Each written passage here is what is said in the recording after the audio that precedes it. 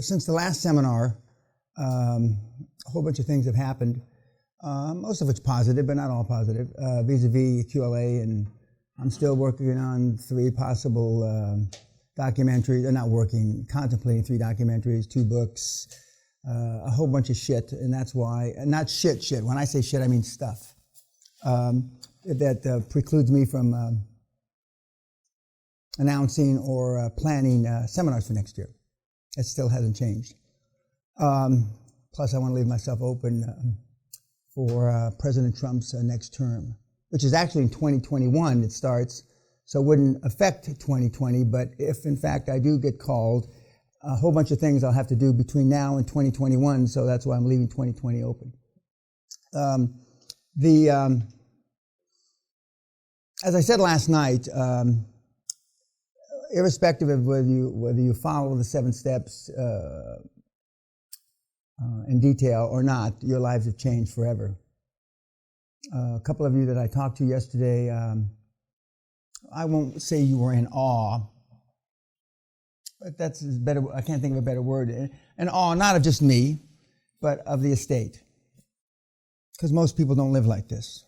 That's an understatement of biblical proportion.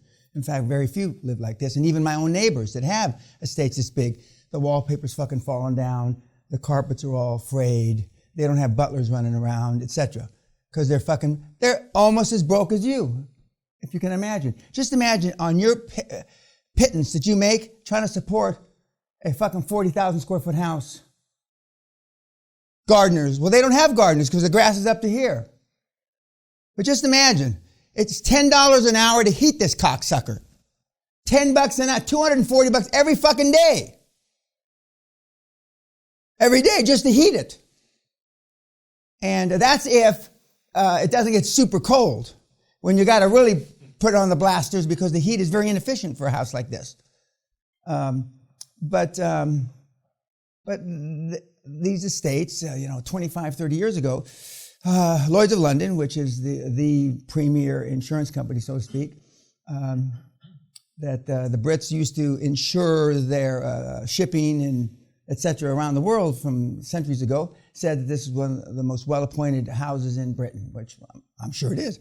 And even now, since we spent millions refurbishing it and continuing to refurbish it, it's even better. So when you say that you were in awe, and just like when I walk by those cars, I don't even see anything. Rolls, Bentley, Ferrari. Aston Martin, thank you. Aston Martin, I don't even see anything. When our kids are here, they don't see anything. The Ferrari they see. The kids see, But you guys do, because that's not the social economic milieu you came from. A couple of you got a few bucks by normal standards, a chump change by anybody else's standards, but you got a few bucks. 1 or 2 of you came from reasonably well off, but not like Barron Trump, which we're going to discuss in a minute. And you can fault the president, and full disclosure, I knew him in another lifetime ago. I haven't talked to him in decades. One kid gets, in trouble because he cheats on his wife. Well, 50% of everybody cheated on their wives. 50% get caught cheating on their wives. 90% cheat on their wives. Okay. But the Trump kids turned out all right, as did our kids, dealing with other rich kids. And I bring this up because I had the privilege of speaking at University of Pennsylvania last week. And to say that I was impressed. It's the first Ivy League school, although I've lectured at Oxford and a few other great schools, the Naval Academy, etc. I was impressed with the University of Pennsylvania. Founded by Benjamin Franklin, who arguably was a pervert, but that's a whole other thing. He came up with the decatheter. And why decatheter is you stick up your penis so you can pee when you have venereal diseases or something's wrong with your kidneys. Well, I'm not sure they knew about kidneys back in when he invented it, but he fucked his brains out. And if you fuck your brains out, I mean, you get, you get gonorrhea and you get all that kind of shit. So he came up with a method so he could cleanse his, I think it was fucking genius. He was a fucking genius. Oh, fuck, And, but the school was very impressive. And to say that they were nice to me is an understatement of biblical proportions. Notwithstanding, as I told you last night, they told me to double my security, which was a joke, but anyway. But those kids don't live like you. And they have a better chance of success than you, everybody in this room, just because of where they went to school.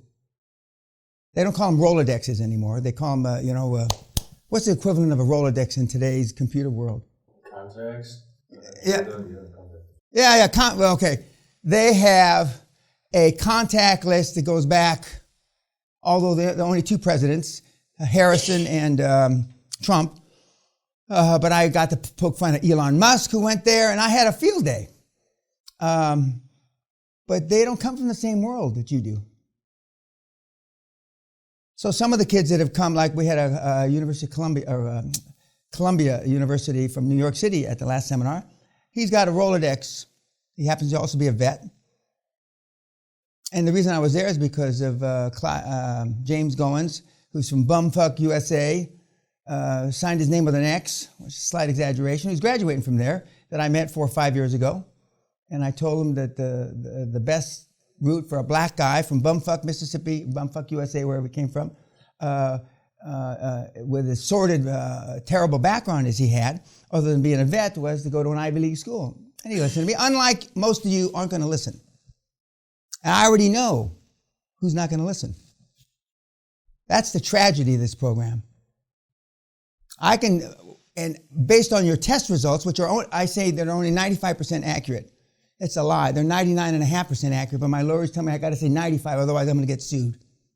I know who's going to succeed in this room, or who the probabilities are, based on the test results. And you saw your own test results. But occasionally somebody makes it out of the, past those speed bumps. They're only speed bumps. Occasionally I'm wrong. Once a seminar, I'm wrong. So you're hoping that you're the one that I'm wrong about. Odds aren't in your favor, though. I told you the fallout rate from last seminar already, which even surprised me. And I'm not easily surprised. The more I tighten up the seminar, the more they want to come and the more they fail. It's really a strange conundrum, as they say. But because I went to the University of Pennsylvania, and I had the privilege of speaking there, and it was a veteran-sponsored deal. The normal student body wouldn't ask me to go speak at U of P. A number of unusual things happened since the last seminar. One, I got to speak at Dan Locke's Big Hitter! Black Tie Gala for big fucking hitters, which I enjoyed the shit out of. And I enjoy Dan, having known him since he's 21, when he came to me with holes in his socks and a suit that he wore that his uncle owned. And now look at him. But that little fuck listens too. And these examples that I'm going to give you, when we start looking at slides, the first few examples are kids that against the grain should have failed, but listened. Most of you in this room already have more going for you than the examples I'm going to show you. I.e., the first example I gave was James Goins. Second example I gave was Dan Locke. You have more going today than they did when they first came to me. But they listened. They listened. And even though intellectually QLA is an easy fucking program, it's a hard motherfucker. And you're going to hear from all the webinars, 2 live webinars by 2 gals, as I mentioned last night. They're going to say that default is a motherfucker. And one of the shooting stars, not shooting stars because shooting stars go like this, but one of the shooting stars from 4 months ago or so, I just read his email to me, although apparently, because I tell you the easiest way is just change your phone number, don't talk to anybody, cut off social media 100%. That's what I tell you. Nobody does that, or virtually nobody. He tried like 85 or 90% of it, and then he says, well, I finally had to change my number out, and he gave it to my brother and my mother. And I have cut out all outside contact with everybody that I knew before I came to the seminar. It took him 4 months. Because it's a motherfucker. That's not easy to do. Now just think through, just real quickly. If everybody that you ever talk to, especially you, lard ass, Asians, it's hard because the family is, and Hispanics, the family is part of your social culture. And that's why you're fucked. Because your social culture's fucked. So I read the email from the guy, black guy. Not that it makes any difference. Because of the sacrifices that are required. What he did last week, I did in 1981. When I moved here from the United States, never to talk to anybody again. Okay, Donald Trump, Barron Trump. What are the takeaways from Barron last night? Other than you weren't raised that way. Don't go through that. I already know that. Barron. Yes, sir. It's conventional knowledge to love your kids, like the millennium, but Donald Trump is doing it the right way, making them wear suits into the street, and he's different than us. No, you can still love your kids, but it's like, how many have seen the program, The Dog Whisperer about training dogs? When does the whisperer guy, that little Hispanic guy, when does he say is the time to treat the dogs and show affection? When? When they do something positive. Your mother treated you good whether you did something positive or not, and that's why you're fucked up. We're pack animals just like the fucking dogs, you fucking creeps. My kids have to make an appointment to talk to me. Does that sound like how you were raised? Okay, what else about Barron? He's groomed for success. And most kids are not programmed for success. We're going to go through a whole section as that shows the few people that were programmed for success. What else about Barron? The expectation bar was set high from the beginning. You fucking ain't right. What expectation bar was set for you, shitbags? Nothing. Right? Most of you had bicycles, little trainer bikes, you know, when you grew up, and they had little trainer wheels on the side, right? And then one day your mom decided to take the trainer wheels off, or your dad, right? And what happened? You fell over on your big fucking melon head, right? And what happened? Your mom came running over to you, right? My poor baby, and they put the trainer fucking wheels back on. Wrong. I tell the story, and it's not a fucking story. And when I told Pennsylvania, the kids there, the fucking kids turned white. I used to run out in the street. And my kid brother that was there, which made it special, because he hadn't heard me talk in 20 years, and he's getting ready to retire himself. And he didn't know this story either. And I used to run out in the street all the time. I was a precocious little shit. I was a bad kid. I was a bad apple. And my dad decides... he didn't have a dad, my dad. My dad's died before he was born. And he just decides, well, I'm going to break him of this fucking habit. Just like the dog whisperer kind of breaking. So he says, if I hit him with a car, he'll know that cars are bad and he won't go on the street anymore. Now, just saying that sounds awful. Listen to me saying it. So we had an old 1947, 1948 Willys. Willys is a Jeep product. It looked like a Jeep from World War II, but it had runner boards. You know, the things on the side where you can step when you open the door, there's a runner board. And that runner board had a piece of chrome, because in those days they used real metal to make cars and chrome. It had a piece of chrome that was sticking out from the runner board. So my dad decided he's going to bump me with a right fender, kind of, at 1 or 2 miles an hour, knock me down, and I'll teach me a lesson. Instead, he hooks under my kneecap. It goes through this side of my kneecap. I'm standing like this, and it comes out this side of my kneecap, and he drags me. I'm screaming and yelling, but an old Willie's made a lot of noise. You couldn't hear it. And my mother is off to the left, going hysterical. And they take me to the hospital. They stitch up. My knee was never the same. And now I have artificial knees, but I never walked in the street again. I never stepped off the motherfucking curb again. And even today, when I'm walking down the sidewalk and Sally and I are going to cross the street, I let her step into the street first. Today, I'm 74 fucking years old. That was 70 years ago. And I never forgot it.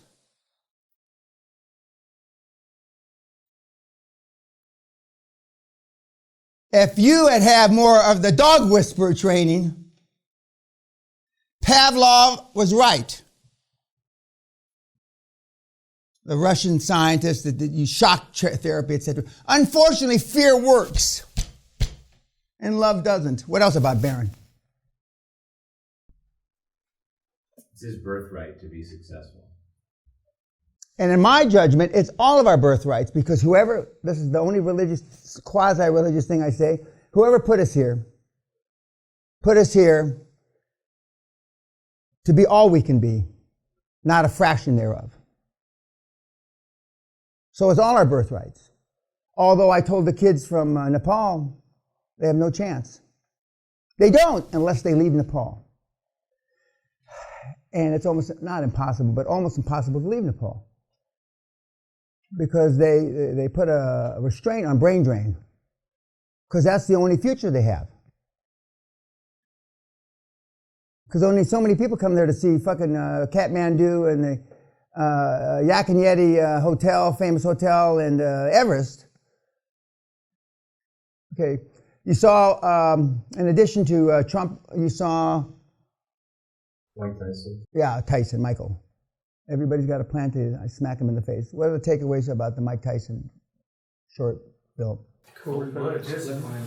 Pardon? Cold-blooded discipline. What else? Never give up.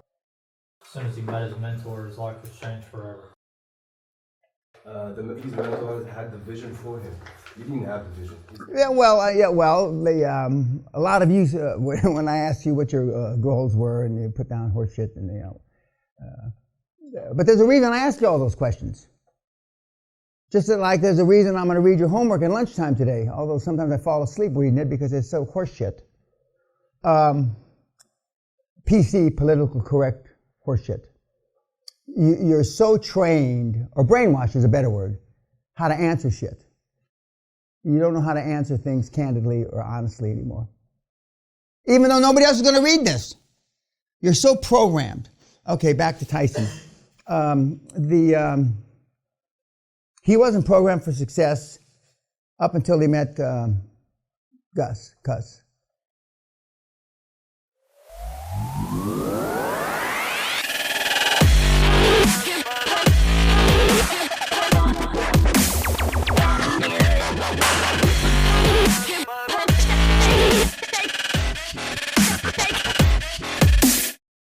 And most of you, with one or two exceptions, because we've had world-class athletes come through the seminar, Olympians, that kind of thing. And they're trained. One of our Hall of Famers, who is a number 2 or 3 guy on the Austrian ski team, said, I haven't been beaten like this since, I forget the name of the Austrian ski coach's name. Beaten is the word, though. Beaten. My kid brother, who at my 70th birthday, he just turned 60, my kid brother, he said then, and I repeated it at the Pennsylvania talk, and he's a high-performance guy. He went up the civil service route. He's the number 2 guy in the Los Angeles County Fire Department, one of the largest fire departments in the world. He just finished 38 years there. He just turned 60. He said, if Dad had beaten me like he beat Danny, which is me, I would have been more successful. But my dad slowed down because when he was old, and by the time my baby brother, which is the kid brother to my kid brother, my dad had all but not given up, but in your late 60s, early 70s, raising kids is a bitch, especially the little kids. So he had let my baby brother wander. And so the two most successful kids are myself and my kid brother. But he said, and beat is the operative word. And when my dad's father, because my dad didn't have when my dad's older brother and older sister would say, Manny, aren't you being too hard on Dan? Me, because he was beating me. And then he'd turn to his older brother and say, well, how's your program working out with your crack, heroin addict, whore daughter? And then he'd turn to his sister and say something to the effect that, how is your program working out with your incarcerated, convicted felon son? Now, see, you would never say that to your brother and sister if you lived a million fucking years, even if it were true. You would never, ever, ever. Because down deep inside, you still want your brother and sister to like you and arguably love you. So whenever my dad was accused of being too harsh on me, and he was a harsh son of a bitch, there's no question about that, he would say, well, how's your fucking program working out?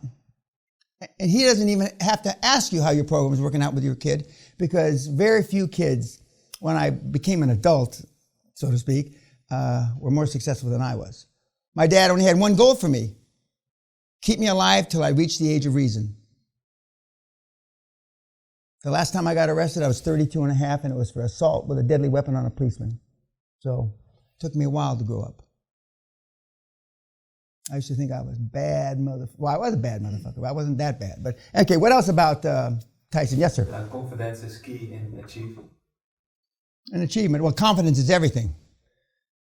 Not just this group, but all groups, including the meatheads on YouTube, have little or no self-esteem, little or no self-confidence, little or no self-worth. But you're fortunate. 98% of the people on the planet are introverts like you. Only 2% are extroverts like me, and only 10% of that 2% are loudmouth alpha males like me. But 98% of all the high-performance people in the world are introverts just like you. You, as a group, and all the groups, have something in common with Zuckerberg, Musk, Warren Buffett, Bill Gates. You're all introverts. And I just named 4 of the most successful people in the last 50 years, right? They're just like you. Introverts. Okay, what's the other thing you saw? You saw, okay, yes, ma'am. I was going to say Tyson was largely ignorant. And he, Not large, he still is ignorant. but he could do what he was told. He just did what his coach said, and it just worked out. You won't. I'm just telling you. Most of you wasted your money. You won't. You can't. Your DNA is not wired that way. Okay, you also saw you saw the backward bicycle. For those of you how many engineers in the group? How many multiple degrees in the group? Okay? How many, that includes doctors. Okay? Okay. You have less chance of making this work. If you make it work, you succeed faster. But you've been taught in fact patterns that are not consistent with QLA, because QLA doesn't have a fact pattern. 2 + 2 does not equal 4 in QLA. And who was able to learn the backward bicycle quickest? The kid. That's why we have so many kids that are so fucking successful. We're going to show you 13, 14, 15-year-old kids making hundreds of thousands of dollars a year.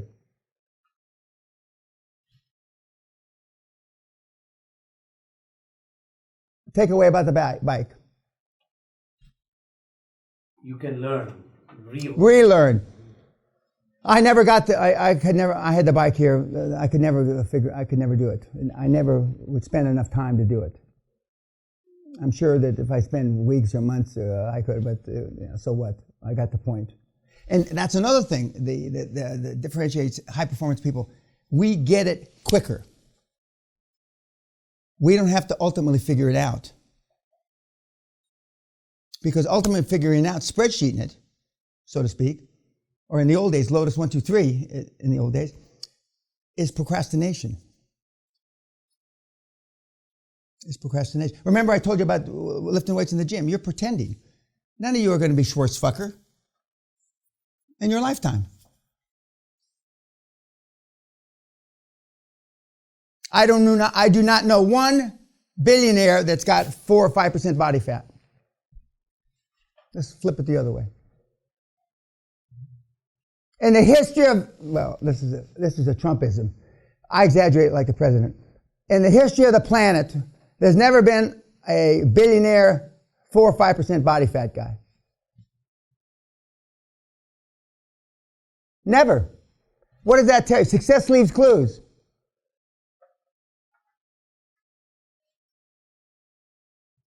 Okay, and then last but not least, the founder.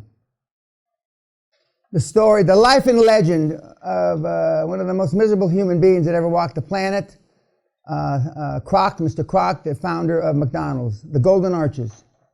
What are the takeaways about the Golden Arches man? Yes, ma'am. Persistence. He was willing to do whatever it takes to win. Ruthless. Got them out. Cold calling never killed anybody. What? Cold calling never killed anybody. Correct. You're only 2,000 cold calls away from being rich. I'm going to say it again real slow. 2,000 cold calls away from being rich. We had a guy, I don't know, 2 or 3 months ago. He said, if I had believed what you said, I would have left the seminar that day. And I didn't say it on the first day. Now I say it on the first day so we can thin you out a little. I would leave because I made 1,950, I forget how many, and we've got some other guys that actually say how many cold calls. And by rich, most of the kids, their first deal, they wind up making, roughly speaking, $1 million for themselves. It's actually $1,140,000 or $1,170,000 when you pencil all the bullshit out. From the first deal, the bottom line equates to you approximately $1 million. Now that's not rich to me, but okay. But what other program have you got that made you $1 million? None. Now a few of you got a net worth of 2, 3, 4 million. It's taken you all your life to do that. Or as my dad would say, how's your program working out? And as I alluded to last night, I mean, you're here because you're desperate. Okay, what else about Mr. Kroc? He hired the big law firm, the biggest law firm. Yeah, the biggest firm you can't afford. I tell you to go to the clubs you can't afford. I tell you to buy clothes you can't afford. Although I've qualified that a little. Guys, you can buy clothes at Brooks Brothers till you get rich. Brooks Brothers is good stuff, good value for money. Okay, ma'am, yes? If they don't add value to you, get rid of them. Your kids don't add value to you. Anybody in this room that thinks their kids, other than making you warm and fuzzy, at Christmas time, or Hanukkah or whatever the fuck, Does anybody in here actually think that I'm not going to embarrass you because you're going to say yes and I'm going to jump all over you and rip your fucking head off, so I'm not going to say. But your kids add no value. Grandkids add value because there's no responsibility. And even though I don't get warm and fuzzy, I raised 3 children that are grown now, one of which is our parents, changing 1 diaper. 3 kids, 1 diaper, which is more or less a record, a world record, that I'm proud of. 1 diaper. And I was shamed into changing that diaper. Because I would have just let the shit kept rolling down his leg. I didn't give a fuck. I still don't give a fuck. Do you understand? The things that are so important to you don't mean shit to me. Okay, what else about Mr. Kroc? He was ruthless. Yep, he was vicious. But towards the end of their life, just like Bill and Melinda Gates, not Melinda, I don't think she ever did anything bad to anybody. Warren Buffett, Elon Musk, all the guys and the few gals that are super wealthy try to repaint their legacy. Just in case there is a heaven, you're going to see a lot of my influencers are nuns and priests. Alive. Every day, roughly speaking, 240 nuns are praying for me. Roughly speaking. Sometimes 220, sometimes 260. A dozen priests, 20 brothers, a couple of bishops, and a cardinal. I have bought myself into heaven, if there is one. And I have no proof, just as nobody else has any proof. All they have is faith. I fell asleep last night saying my prayers, just like I have every night since I'm about 4 years old, 3 or 4 years old. What else about Mr. Kroc? A man becomes what he thinks about all day long. And I used to think about pussy. That's it. Hence, I got more ass than a toilet seat at a bus station. It's a miracle I didn't fuck myself to death. Honey, honey, give it to me, honey. How many times I heard that? Fuck. As many as I got gray hairs on my head. And I accommodated. I was an accommodating young man. Pre-AIDS, single. I always like to preface that for my own kids and grandkids when they see these someday. But I operated under the precept, if you don't ask, you don't get. I asked a lot of gals. And I got a lot of ass. Not as many as I asked. Not different, that much different from cold calling. What else about Mr. Kroc? Business is warm. Pardon? Business is warm. It is. Anything else? Handshake deals weren't worth the shit. Amen. I'm one of the last, Bruce the Whipple, who 2 or 3 or 4 of you know, some of which I've worked with, and I are one of the last handshake deals. It's lasted over 25 years. But I had a handshake deal with Suharto of Indonesia, one of the most ruthless butchers that, has come down the pike in the last 50 years. But I had a 25-year handshake deal with him that he paid. He didn't always pay on time, but he always paid. And so when I hear all this bad, I know he did awful things. It's like having a handshake deal with Hitler, but he did all these, but to me, he never did any of those things. Whereas I had a deal with the fucking Vatican that fucked me left, right, and center. Fucked me for practice. Not physically, but literally, metaphorically speaking, because of the deal that we had. Or the deal that I thought we had, that the Vatican reneged on when I was in partnership with the Vatican Bank. Anything else about... yes, sir. You put everything on the line for success. Correct. And I've been near bankrupt 3 times in my career, not in the last 25 years or so, but I know what it is to roll everything. You got to have a lot of confidence in yourself to perform when you roll everything. Now, some of you have talked about, should I quit my job and while I do this, and I've told you no, because I know it can be done working. I know it can be done as a student. I know, and rather than put you, although you're going to get it done quicker if you had no other outside responsibilities, you'd also do it quicker if you didn't have a family. Because some of you have family obligations. And there's a whole other story. All of you got married for the wrong reason. All of you had kids for the wrong reason. Most of you should have rolled down the inside of your fat mama's leg because you produced no good benefit to humankind. And this is your chance to produce some good. Anything else about Sam? Or not Sam, Kroc? The brothers were focused on standards while he was just focused on growth. The brothers were you. Don't you see that? And your family. You still own those 2 fucking McDonald's stores. It's a tragedy, really. And he came out of, when he was like at the bottom, almost when his home was foreclosing, he met the lawyer who told him to switch to real estate. Yeah, it's a real estate play. Yeah. Well, it's no great genius to figure that out. I mean, but Kroc was not a genius. Kroc was just an average he was a malt machine salesman or whatever the fuck he sold. Now just think of how low that is on the totem pole. Well, look around the room. Okay, anything else? Yes, sir. The more successful he got, the more ruthless he became.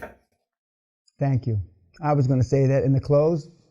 The more that you stop playing not to lose and you start playing to win, the more ruthless you get, for a couple of reasons, not the least of which is you realize how easy it is. In my close, and at the end of the week, I'm going to be pounding my chest about you have no competition out there, which you hear intellectually, but you don't believe emotionally. When I say there's no fucking competition, even after you see the 10 or 15 or 18 examples, today examples of the kids crushing it, as they say, knocking it out of the ballpark, you're going to come up with reasons, not on a conscious level, but a subconscious level. Well, Josh Kim, now how can you should be embarrassed that a 17, 18-year-old is a multimillionaire. You should be embarrassed. You should, but see, you have no shame because you have no standards. That's the difference. You should be fucking ashamed when I show you these kids today and tomorrow. But you got no standards. And nobody in the personal development bullshit puts you on the line. Makes you accountable because they want to sell you something else. And if I really piss them, this is the way they think, if I really piss you off, then you're going to not buy my shit anymore. The only thing we have here is hardcore. And that came by accident. We'll talk about that later. Okay. YouTube, thank you very much.